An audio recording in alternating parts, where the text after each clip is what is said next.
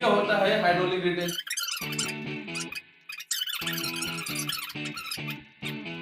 ठीक है, अब ये जरूरी क्यों है, जरूरी क्यों है?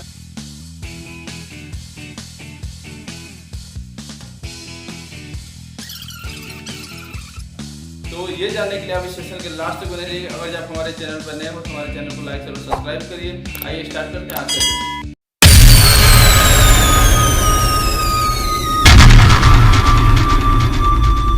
तो आइए समझते हैं हाइड्रोलिक रिटेंशन टाइम, या इसको बोला जाता है हाइड्रोलिक रेजिडेंस टाइम भी बोला जाता है। तो हाइड्रोलिक रिटेंशन टाइम क्या होता है, इसका मैं डिफिनेशन लिख देता हूँ। हाइड्रोलिक रिटेंशन टाइम का HRT को क्या बोलते हैं, या इसको रेजिडेंस टाइम को क्या बोलते हैं?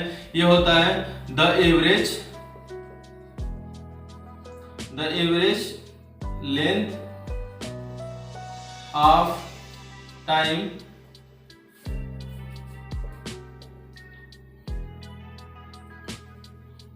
holding in wastewater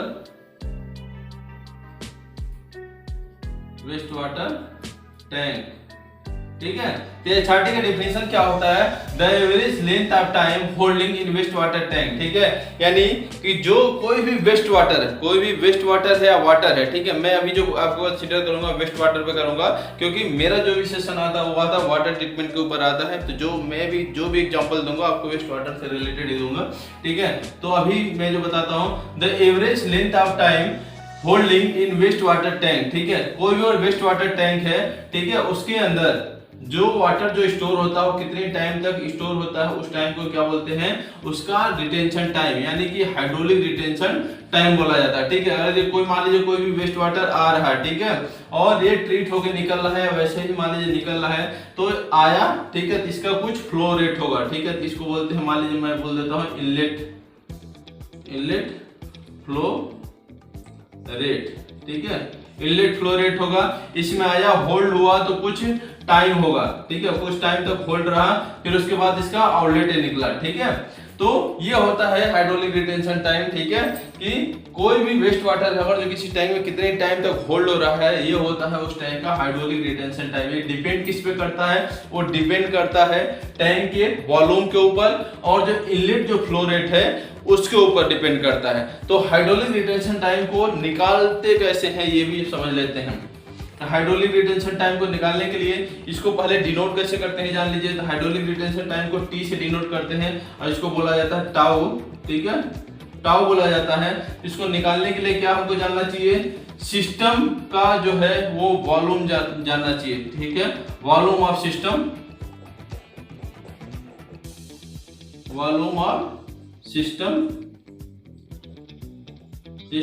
ठीक है, और क्या जानना चाहिए?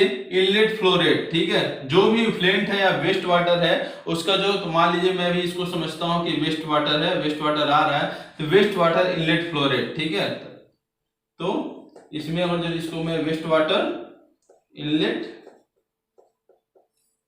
फ्लो रेट, ठीक है। अब ये समझ लेते हैं कि जो इसका मान लीजिए वो जो इसका सिस्टम का या जो टैंक है, इसका जो वॉल्यूम है वो मीटर क्यूब में है। ठीक है, केएल में है, ठीक है, या लीटर में है, किसी में भी आप इसको ले सकते हो। तो मान लो इसको मैं ले लिया कि मीटर क्यूब में, जो बड़े प्लांट होते हैं वहां पर हमेशा मीटर क्यूब में होता है। ठीक है, और इसका जो इनलेट फ्लो रेट है इसको भी मान लेते हैं कि इसका कुछ है, कुछ मीटर क्यूब में। इसका पर डे इसको ले सकते हैं, पर हावर भी इसका जो यूनिट है आप ले सकते हैं। ठीक है, तो इसको मैं ले लेता हूँ, मान लीजिए मीटर क्यूब पर डे, मतलब कुछ इसका है कि मान लीजिए इसको मान लेते हैं कि जो भी है ये x meter cube per day, यहाँ से क्या है जो फ्लेंट है इसके अंदर जा रहा है। ठीक है, और जो सिस्टम का वॉल्यूम है क्या है, वो है वाई। ठीक है, तो इसको, और एक इसमें है वाई है, और इसका जो यूनिट क्या है ये भी है मीटर क्यूब में। ठीक है, मीटर क्यूब में। इसको हम लोग निकालना हो तो कैसे निकाल सकते हैं? इसका जो सिस्टम का वॉल्यूम कितना है, वाई है, वाई मीटर क्यूब है। ठीक है, और इसका जो इनलेट फ्लो रेट है कितना है, x meter cube per day है। ठीक है, तो ये हो गया x meter cube per day. ठीक है, इसको कैलकुलेट करेंगे तो कितना आएगा, y बाई एक्स। ठीक है, y बाई एक्स डे हो जाएगा। ठीक है, तो ऐसे निकाल सकते हैं। और इसकी कुछ वैल्यू है, मान लीजिए x का जो वैल्यू है इसको जैसे निकाल लें, x की वैल्यू क्या है, अगर मान लेते हैं कि 2 है और y का वैल्यू मान लेते हैं कि 6 है। ठीक है, y की वैल्यू क्या है 6 है, यहाँ पर रख देते हैं, इसको मान लीजिए रख देते हैं, y का वैल्यू कितना है 6 है, तो यहाँ 6 रख देंगे और x का वैल्यू क्या 2 है, ये कितना आ जाएगा 3 डे आ जाएगा।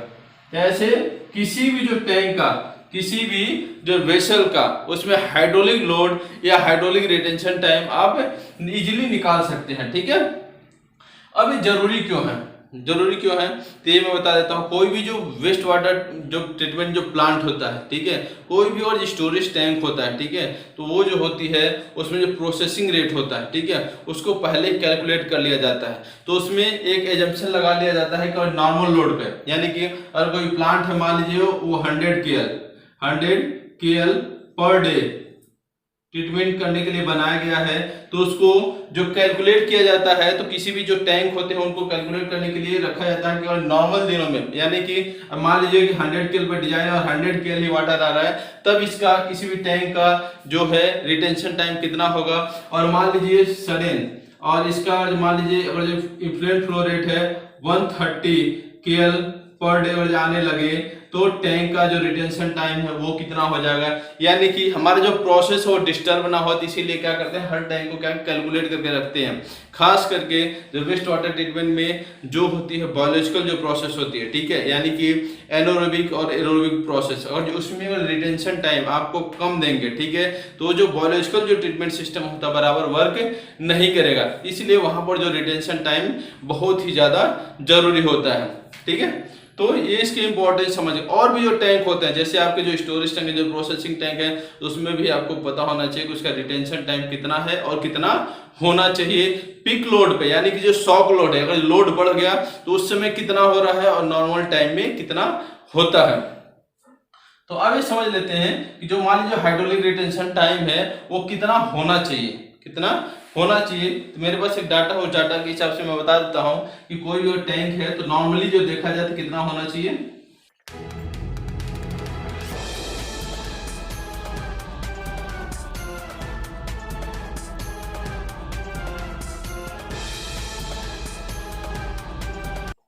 तो अब मैंने कुछ डाटा लिखा है, ठीक है, उसके हिसाब से हम लोग देख लेते हैं कि जो बायोलॉजिकल जो प्रोसेस में, यानी कि वेस्ट वाटर ट्रीटमेंट में कौन कौन से जो टैंक का, कुछ मैंने टैंकों का लिखा है, ठीक है, जो मेन जो प्रोसेस होती हैं कि उनका हाइड्रोलिक रिटेंशन टाइम कितना होना चाहिए। तो मैंने लिखा होमोजेनाइजेशन टैंक जो होती हैं, ठीक है, उनका जो हाइड्रोलिक रिटेंशन टाइम होता है वो होता है 12 से लेकर 24 घंटा तक, 12 to 24 आवर्स होता है। ठीक है, जो एरिएशन टैंक होता है इसका जो हाइड्रोलिक रिटेंशन टाइम देखा जाए तो देखा जाए 24 to 48 आवर्स, ठीक है, 48 आवर्स। ठीक है, अगर इसमें देखा जाए जो एनारोबिक जो रिएक्टर होते हैं, ठीक है, उनका जो रिटेंशन टाइम होता है वो 70-20 डे का होता है। इसमें जो सेकेंडरी जो क्लेरिफायर है, ठीक है, इसका जो रिटेंशन टाइम होता है 5 to 12 आवर्स की होती है। ठीक है, जो प्राइमरी जो क्लेरिफायर है इसका जो रिटेंशन टाइम होता है नॉर्मल देखा जाए तो 3 to 5 आवर्स होती है। ठीक है, तो अभी आपने देख लिया सभी का रिटेंशन टाइम, ठीक है, कि नॉर्मल जो होते हैं होमोजेनाइजेशन टाइम का इतना है, एरेशन का इतना है।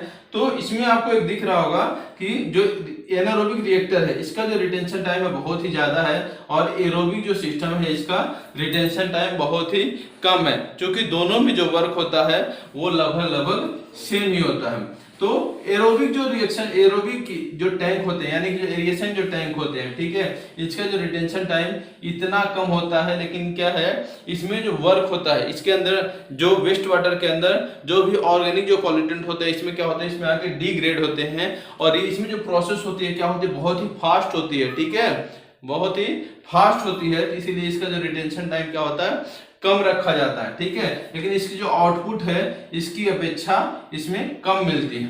ठीक है, ये रिएक्शन टाइम में इसमें रिटेंशन टाइम इसीलिए कम होती है क्योंकि इसमें जो है जो प्रोसेसिंग है वो होती है बहुत ही फास्ट होती है।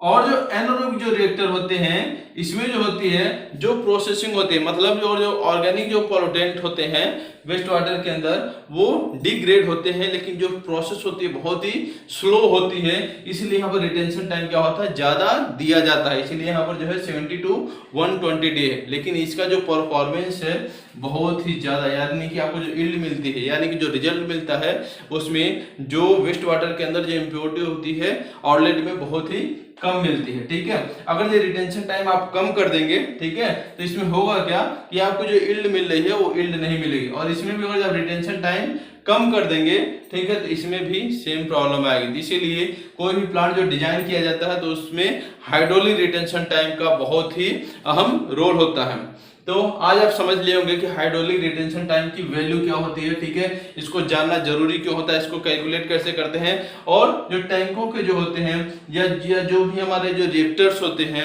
या कोई भी अगर वेसल्स है तो उसका हाइड्रोलिक रिटेंशन टाइम कितना होना चाहिए और कितना है, कितना डिजाइन है। ठीक है, और जब आप नहीं जानते होंगे तो इसको आप जाके जरूर देखिएगा अपने प्लांटर में जब वर्क करते हैं कि कितना रिटेंशन टाइम है। तो आशा करते हैं आज का जो सेशन आपको पूरा समझ में आया होगा। अगर आप हमारे चैनल पर नए हो तो हमारे चैनल को लाइक शेयर और सब्सक्राइब करें। अगर आप ऑन डिस्कशन हो तो आप हमारे चैनल को अभी लाइक शेयर और सब्सक्राइब कर दीजिए और बेल आइकन को बजाना ना भूलिए, क्योंकि अगर आप बेल आइकन को एक्टिवेट कर देते हैं तो जैसे ही कोई नई वीडियो आएगी उसका नोटिफिकेशन आपके पास तुरंत ही पहुंच जाएगा। धन्यवाद दोस्तों।